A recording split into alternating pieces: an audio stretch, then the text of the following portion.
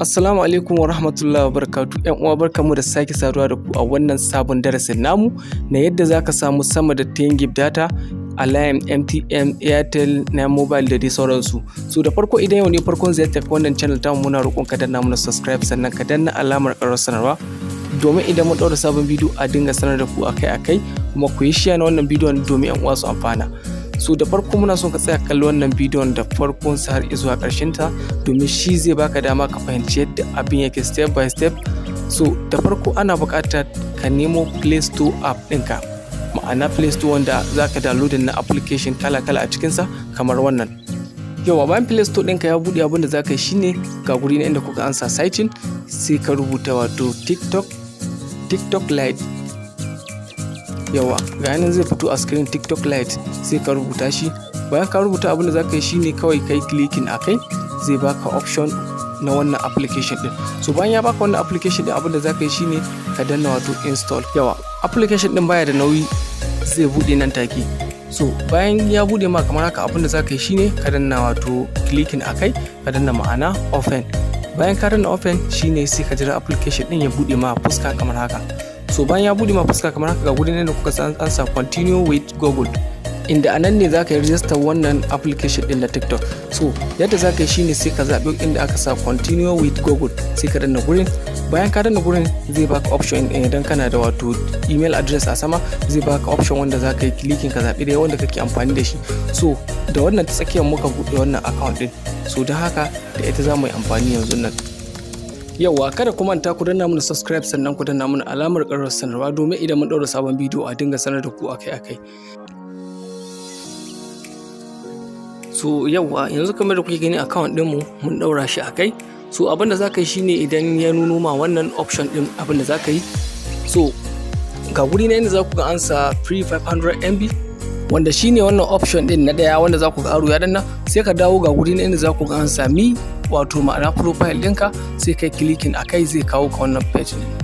So bayan ya kawo ka wannan profile ɗinka, za ku ga guri na inda za ku ga alamun wannan ɗan box ɗin ga yadda inda aro ke bugawa, wanda shine option na biyu wanda in bai yaro ma wancan baka dawo mi zai yaro ma, sai kai clicking akai zai yaro ma wannan fuskar. So bayan ya nuno ma wannan fuskar, ga guri na inda za ku ansa invite friend, wanda a nan ne za ka danna, wanda idan ka invite na mutum ɗaya za a baka 500 MB, sai kai copy na wannan link ɗin naka wanda shine za ka ba wanda kai inviting ya saka a nan gurin inda zan nuna muku yanzu. Ga gudun yadda aka ce enter invite code, wanda nan ne za a sa wannan code din da ka yi copy, wanda idan aka sa wannan code din aka yi confirm za su baka 500 MB su bashi 100 MB.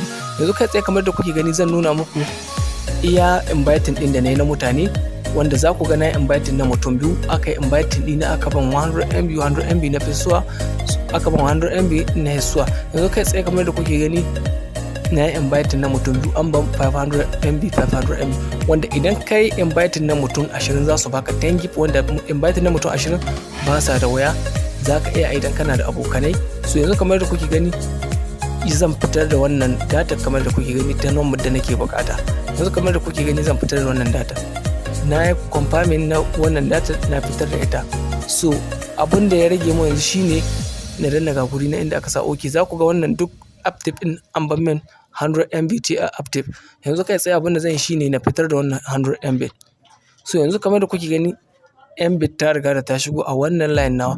Yanzu kamar da kuke gani 100 MB ita ma ba ta nesa da shigowa, ta shigo ita ma yanzu nan.